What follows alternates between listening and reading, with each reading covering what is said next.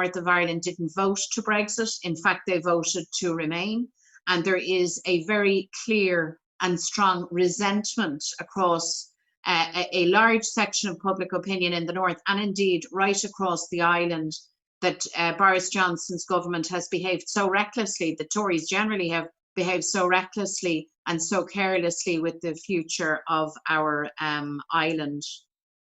I think the Internal Market Bill, and Chris might say a few words on this, which the British government told openly violates international law, departs from the withdrawal agreement, undermines the protocol that was so painstakingly negotiated and achieved, really demonstrates the level of recklessness of this British government.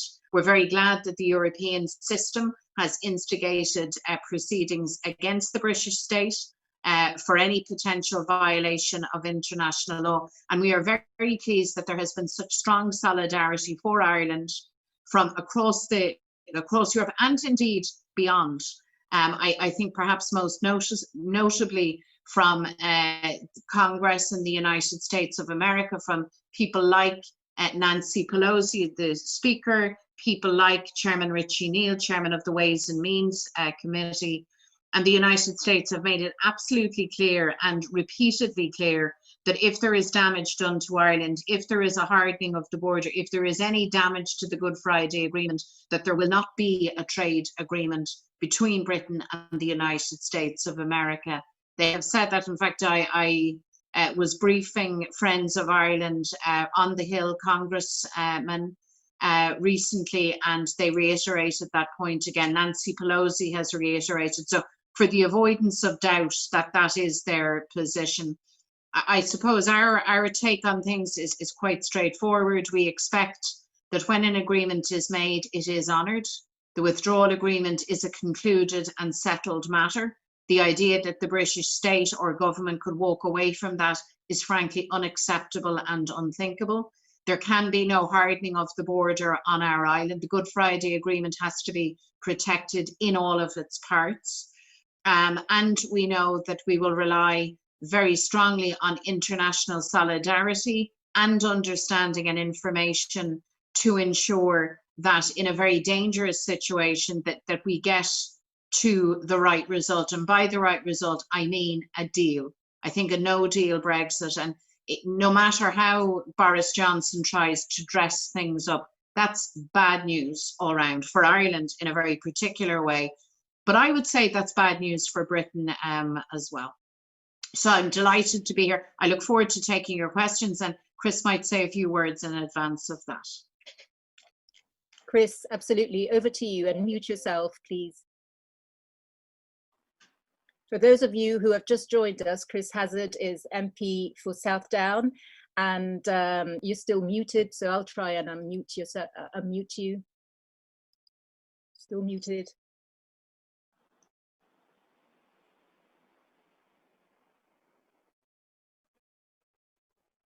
Chris.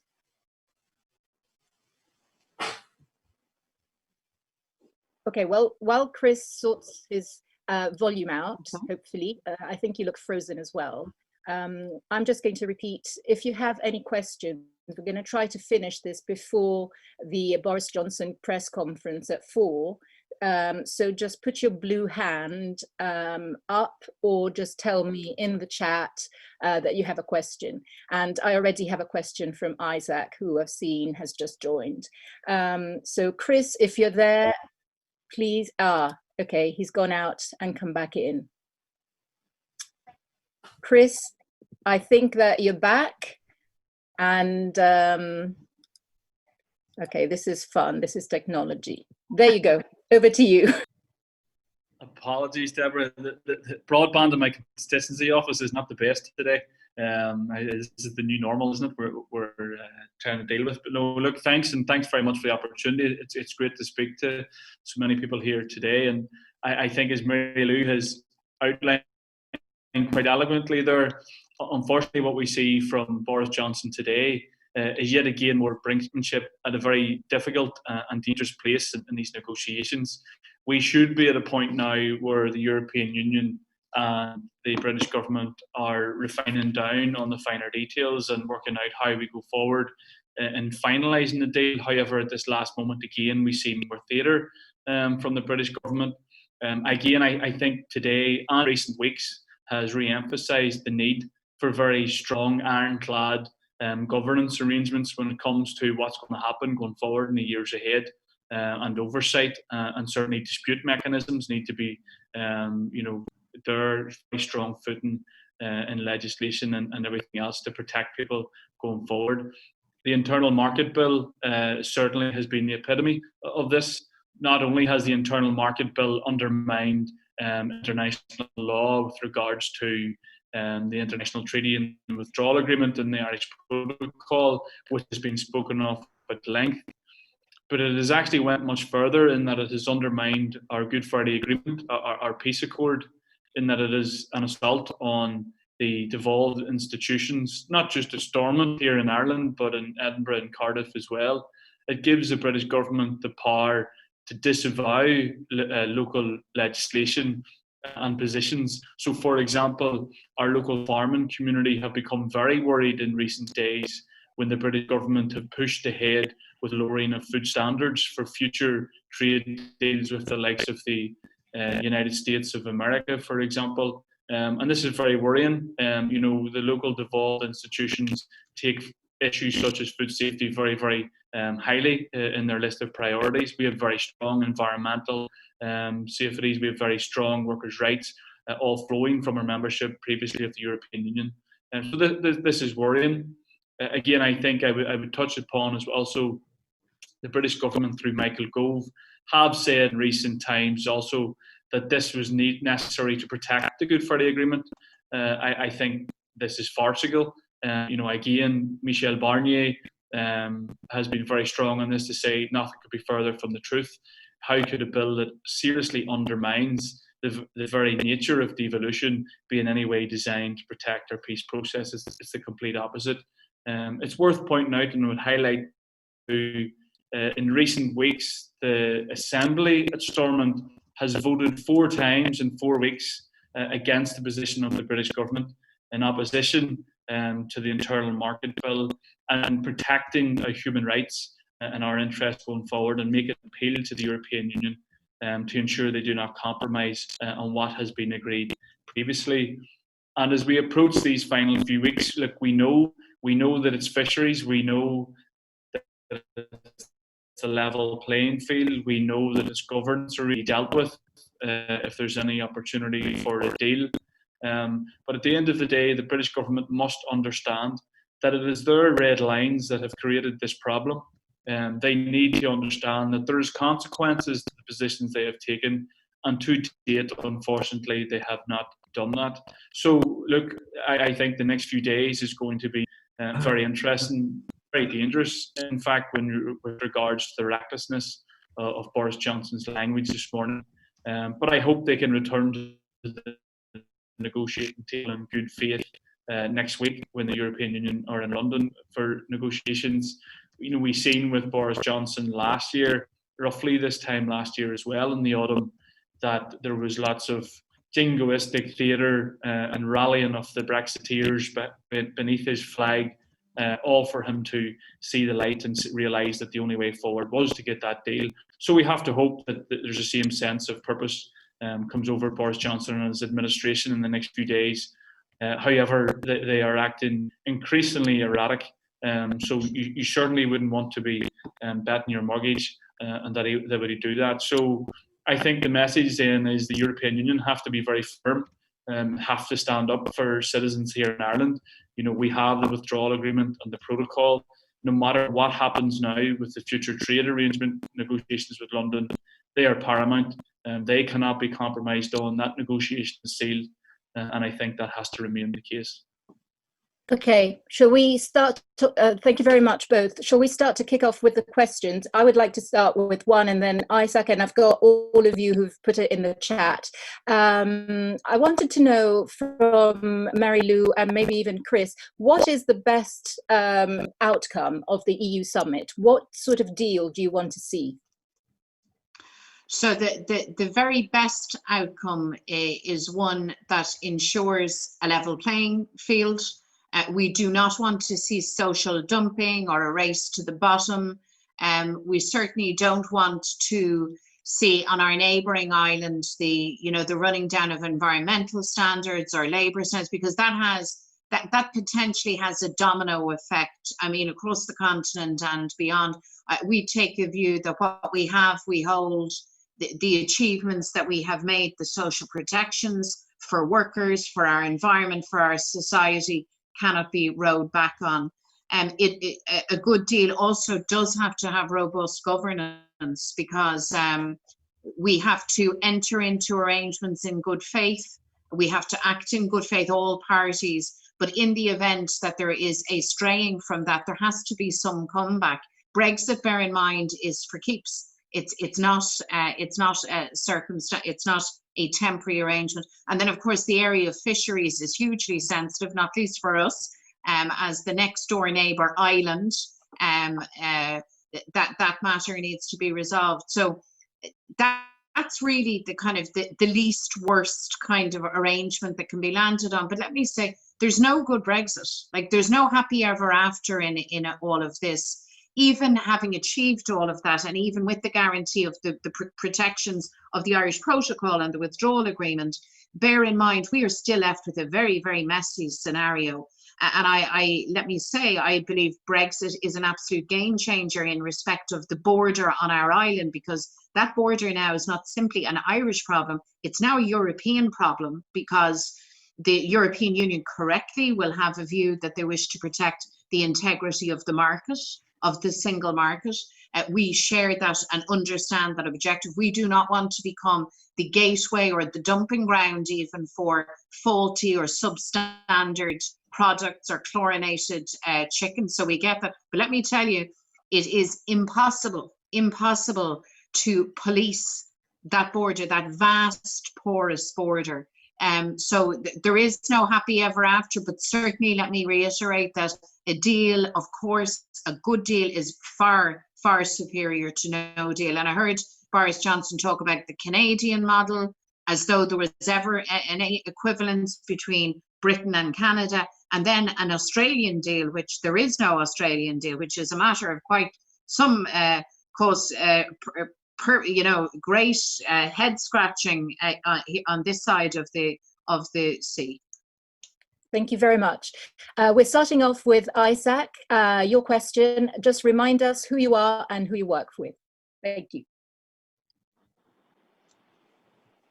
Hi, my name is Isaac Erpidis. I'm a correspondent for Greek and Cypriot media. I'm working for the Greek TV station and for the Astra radio station in Cyprus. I was wondering if in February 2025 or even earlier you became a government in Ireland, are you planning to do something in order to connect the two sides of the island to become one state? Or in case, or if we don't have a Brexit, a good Brexit deal, what will be your action, your next step, in order to avoid any mess that we had in the past? Thank you. Okay, so thank you very much for that, Isaac, and it's lovely to see you. Yes, we are a party, as you know, we're Irish Republicans, we're Irish Unity, we're a party that's all about ending partition and reuniting our country. We have many differences, but I suppose that many commonalities with Cyprus in that regard.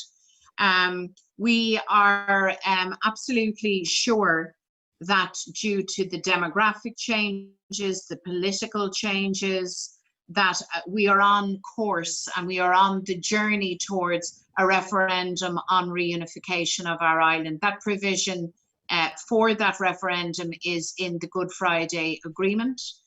We want to achieve that objective in an orderly, planned, democratic and absolutely peaceful way. We believe that we can do that.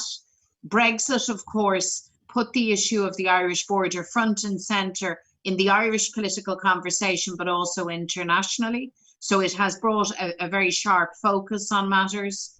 And I think has made very, very clear, not just for the Irish people, but I think for the entirety of the European Union and beyond, why it is so dangerous and why it leaves us in such a vulnerable position when our island is partitioned, and when London and people far away who don't live in Ireland can make decisions that have such adverse consequences for us. Every day that I go to work, every day that Chris goes to work, we go to work with the objective of securing a better future for our people, and that future is a united Ireland.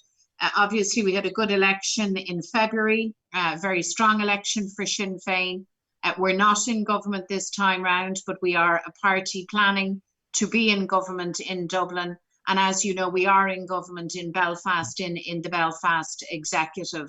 So this is now very much history in the making in Ireland. And we will require the goodwill and solidarity of the international community for us to finally achieve our full self-determination, and to do it peacefully and democratically.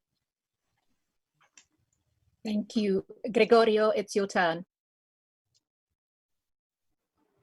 Hi, good afternoon. This is Gregorio Sorgi from the Italian daily Foglio.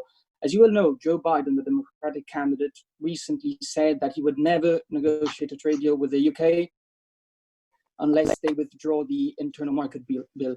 Would you feel reassured by a Democratic victory on the 3rd of November? Do you think that a Democratic administration would be more willing to defend the Good Friday Agreement than the current Republican administration? Thanks. Thank you so much. So those comments by Joe Biden, I think, were very welcome, and I think are reflective of a wider perspective across American politics. This isn't solely a democratic stance. In fact, one of the things that has marked the treatment of the Irish question and peace in Ireland has been the fact that it has been handled in a very bipartisan fashion. And America, you know, has skin in the game when it comes to the Good Friday Agreement. They invested huge political capital. They took a series back in the day, particularly on the watch of Bill Clinton, but under other administrations as well. They took some considerable political risks to assist us in achieving peace on the island. And the American system regards the Irish peace process as a foreign policy success. So they're not going to give way easily. And of course, as you know, Gregorio, there is a very large Irish American community that is highly mobilized and highly focused on peace and stability and Irish unity. So I think Joe Biden has made comments that reflect a wide and politically diverse view in the United States. And can I say, it is of course for the Americans to choose their president, so that's their decision. But it is very, very clear that Congress and the Senate are absolutely as of one in terms of protecting the Good Friday Agreement. And in fact, I think Speaker Pelosi made it very clear to the British government when Dominic Raab and others have visited and have put their case. I think it has been made abundantly clear that irrespective of who is in the White House, a trade deal will not get through Ways and Means, will not get through Congress, and will not get through the Senate. I think that message needs to be heard loud and clear. We're a small country, Ireland, and we rely on the protection and shelter of international law, adherence to the rule of law, and we also we also use our diplomatic and our political muscle to the best of our ability. But we have very strong relationships, and we have the solidarity on this matter from the United States, and beyond that, I have to say, from partners in Europe and globally also. Britain, you know, it can't be a case of, you know, Britannia waives the rules. You know, the rules have to apply to all of us. So I think the message coming from the United States is one of very strong solidarity with Ireland. Thank you. Thank you very much. Chris, whenever you want to jump in, just unmute yourself and do that. Antonello, over to you. Good afternoon. My name is Antonello Guerrera. I'm the UK correspondent of La Repubblica, the Italian newspaper. I wanted to ask you, because the problem of the internal market bill is that if it comes into force, risks to divide the government in Northern Ireland between the Unionists and Sinn Féin, because the Unionists basically support that.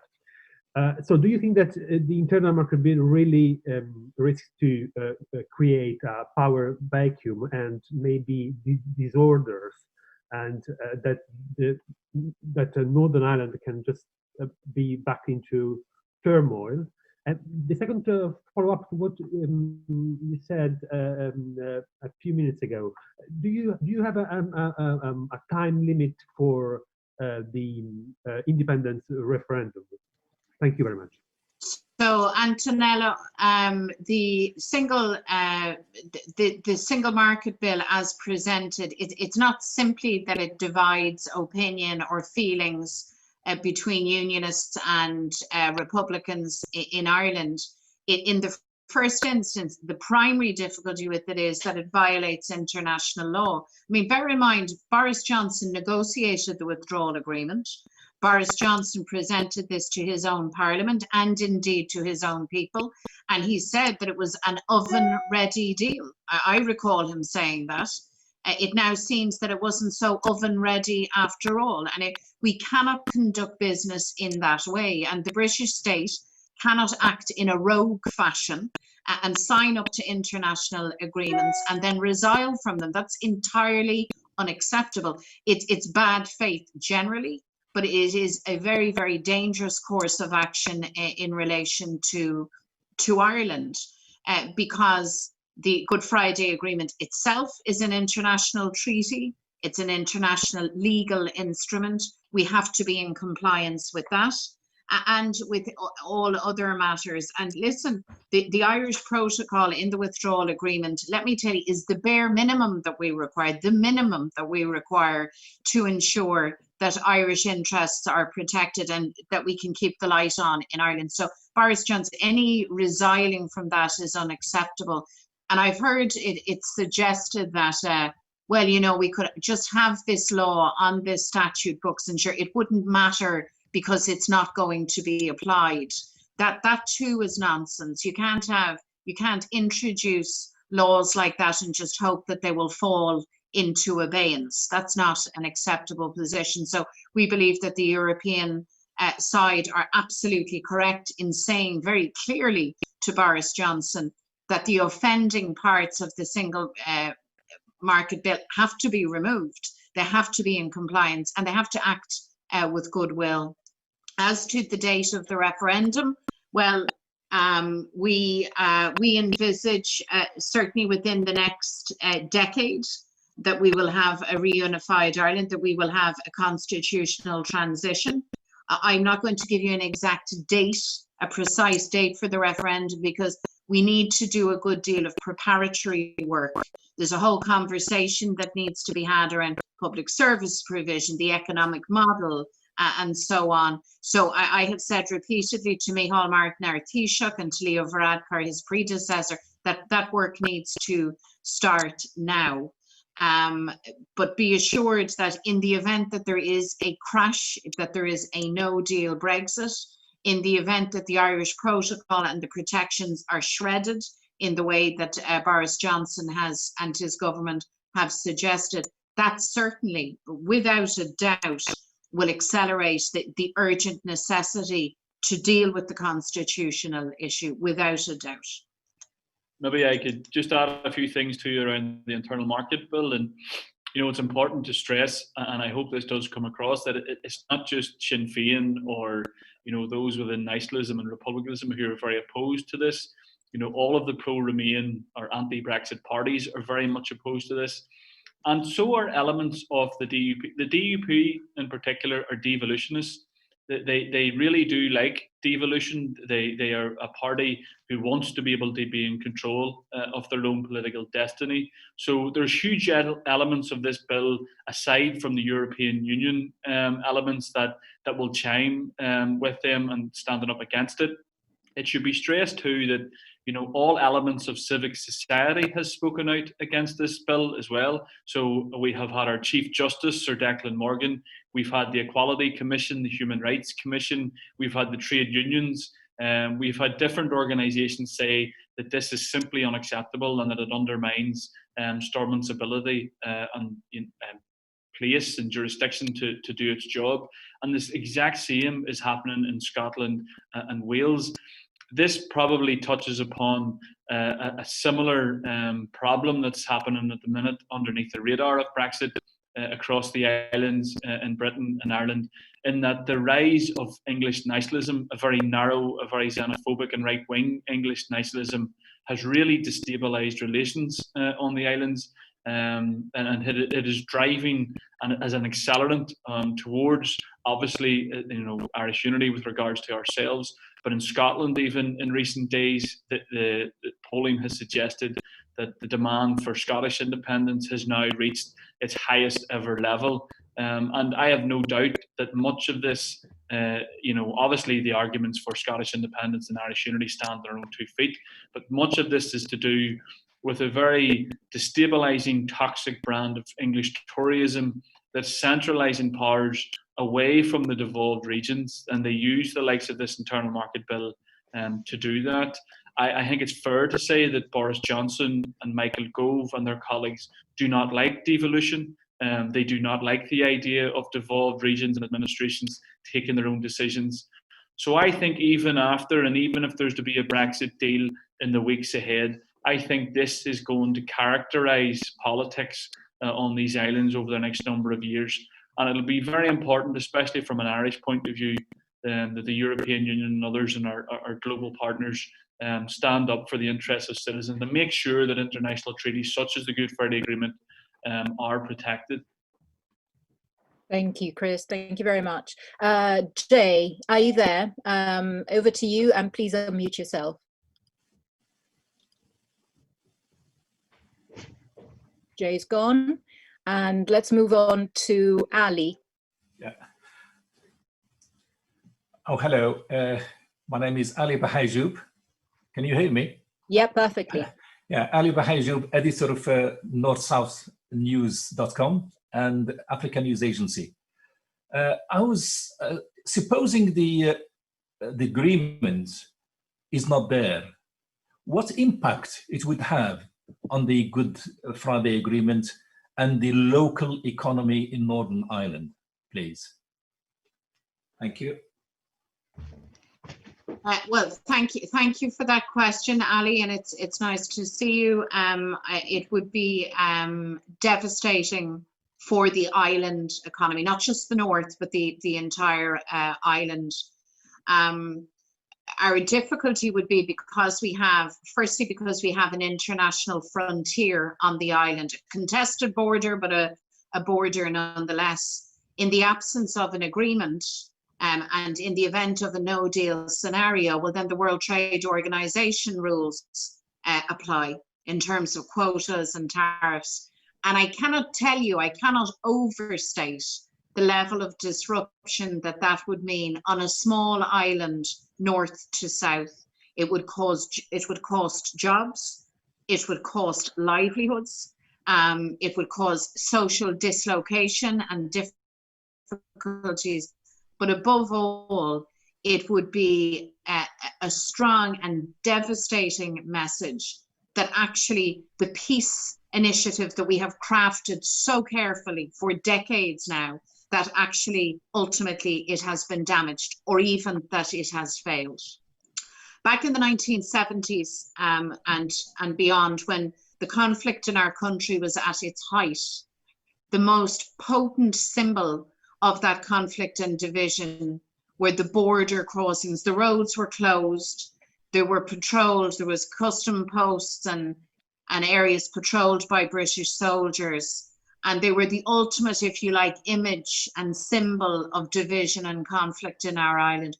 The most powerful symbol that the world had changed and Ireland had changed, that the conflict was over and that we have a viable democratic pathway forward, was the opening of those border crossings, of those roads, the removal of British soldiers, of those customs points from our island. And I cannot tell you, and I cannot overstate how dangerous it would be for any of that apparatus of division to reappear. It cannot happen. It's not acceptable to us. As Irish people, we will not accept that. We will not go back.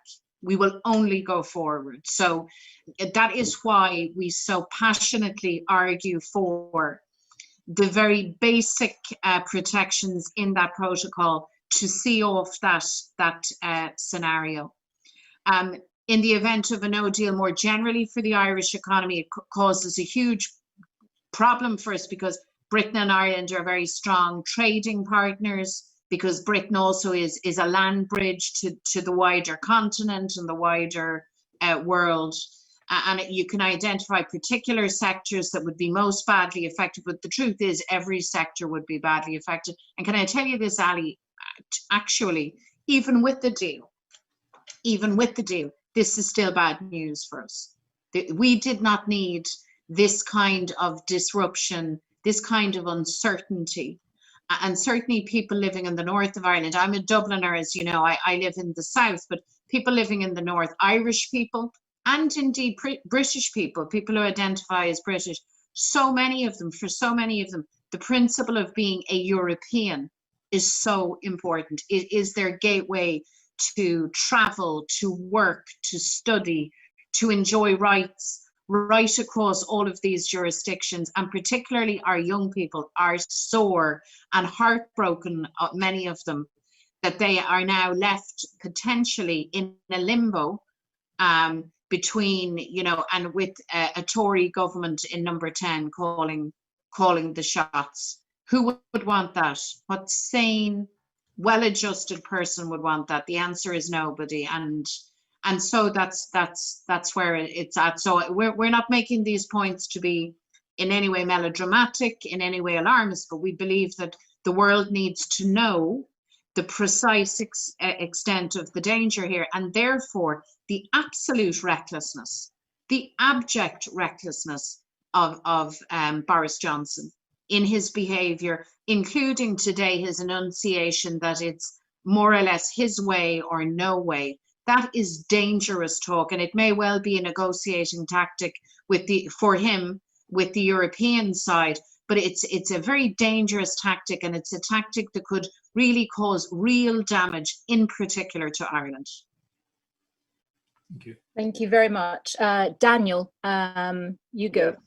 Hello, do you hear me? Yes. Yeah, thank you.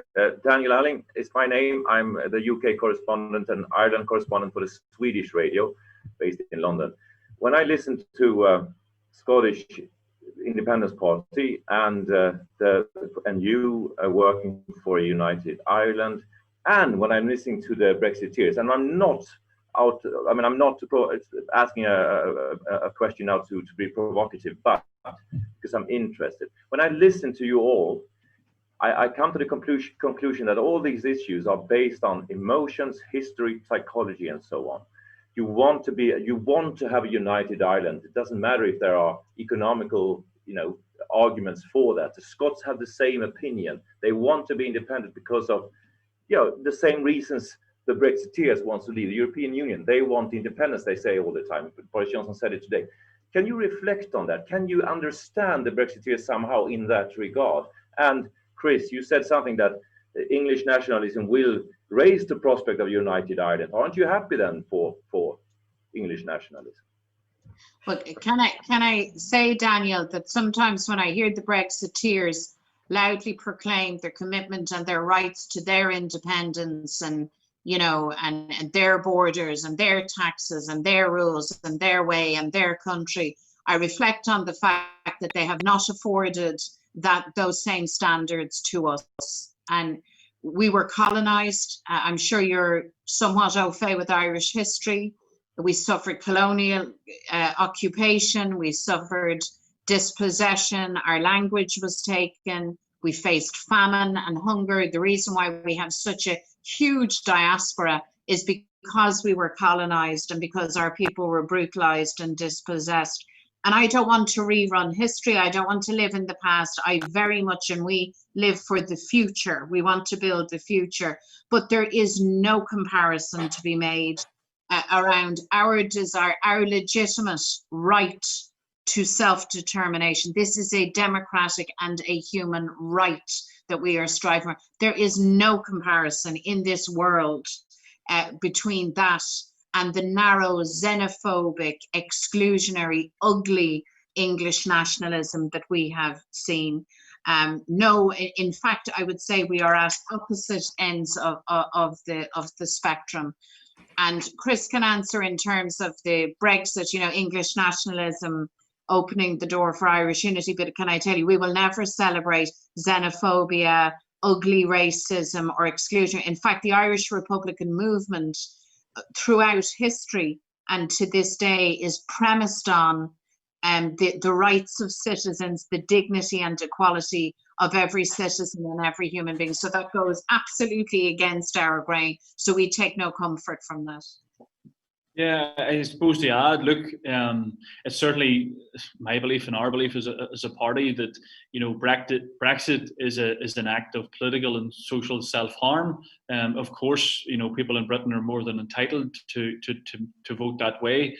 But look, Irish reunification is an act of remedying an ancient sore and curing something in partition that has caused deep division on our island, created two very conservative and isolated states that were not good for citizens living on the island of Ireland. It's worth reflecting too on the democratic mandate, not just at that time, which of course the vast majority of people voted for Irish self-determination. Just like in 2016, the majority of people in the north of Ireland rejected Brexit. But it doesn't matter, because Britain and Westminster decide on our future, and that's what drives our demand for reunification and for self-determination. And even issues such as COVID and the local assembly trying to deal with COVID, and we ultimately deal with these issues with one hand tied behind our back. You know, a local administration is only a regional administration. It doesn't have the financial leverage. It doesn't have an exchequer to be able to do the things we want to do, to be able to prioritise something like public health. And we ultimately are at the whim of the British government at Westminster. And I think at times people reflect on that. And certainly in the last generation, people have said, we can do much better than that. And this is happening in Scotland too. We have a generation of young people saying, no, you know, Westminster does not represent me. Certainly the British Tory party doesn't represent me. I see myself as a modern European citizen. You know, we want to be outward looking. And this, you know, this rise of English nationalism, which is ugly, as Mary has said, you know, we have seen a rise, and this is factual, we have seen a rise in racist attacks. We have seen a rise in xenophobic language. It's not a society that a greater number of, especially younger people, want to live in, and they don't want to see their life choices limited by Brexit. So I think that's all part of it. But at the end of the day, you can't get away from the fact Brexit is a political decision. Political decisions aren't just always about the mind, they're about the heart as well, and we have to take cognizance of that.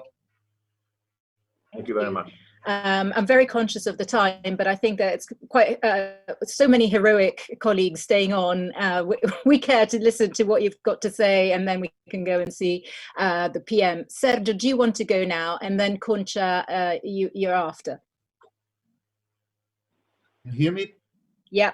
Yeah. So I would like to know your party's position. I would like to go a little bit ahead in a post-Brexit scenario, and your party's position on a possible trade agreement between the UK and Brazil, taking into account the policies for the environment in Brazil, and also your party's position in ratifying the Mercosur EU agreement in the Republic of Ireland Parliament.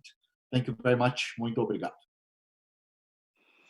Okay, Sergio, thank you for those questions. I mean, I think the notion of a trade deal between Brazil and Britain is a matter for Brazil and Britain and the international frameworks and rules that apply. I would make this general point that I think multilateral relationships and agreements in this world, in this generation, should be based on best practice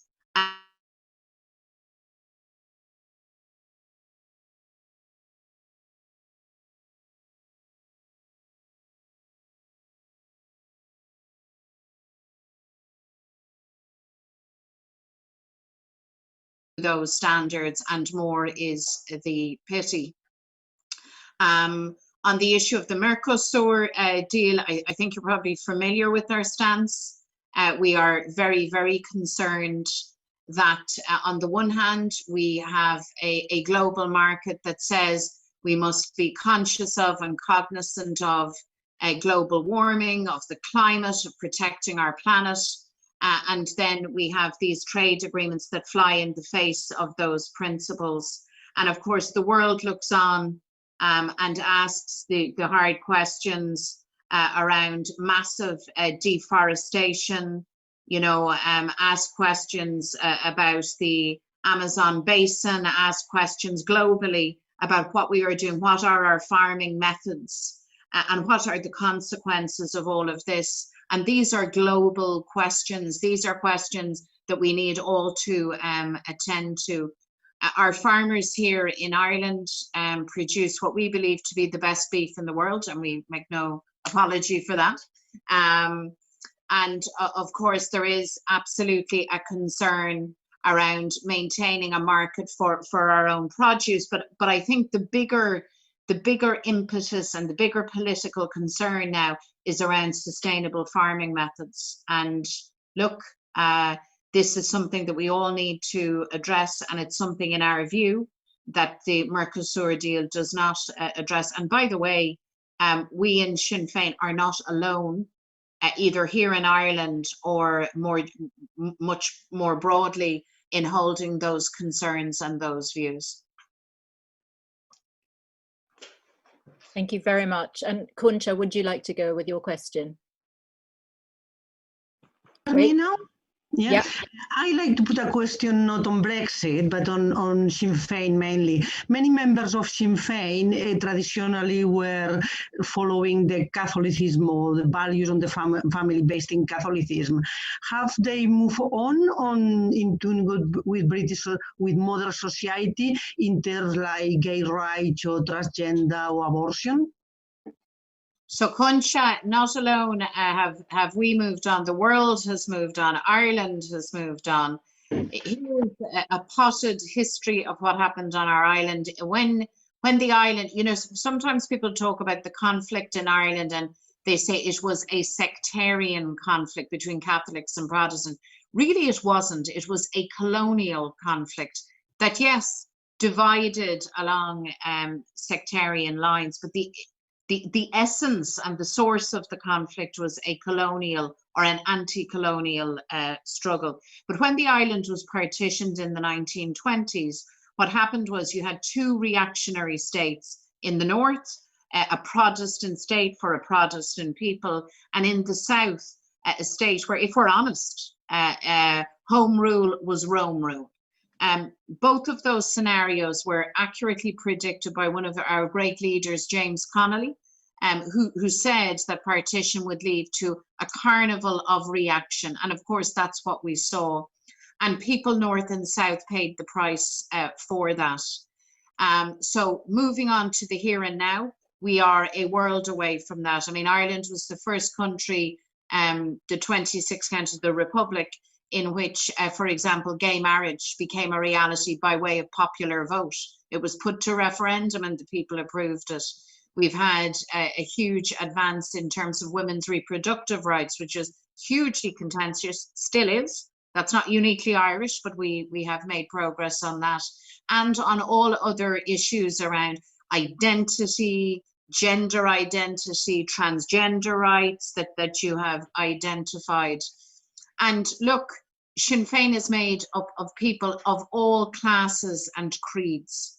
So we are not, I respect people's rights to religious liberty, the right to practice and to hold your faith and to be true to yourself. But we're very clear that as legislators, we serve everybody. We serve everybody and we operate in the secular sphere. I mean, the separation of church and state, of course, is at the heart of a Republican ethos and also a Republican form of government.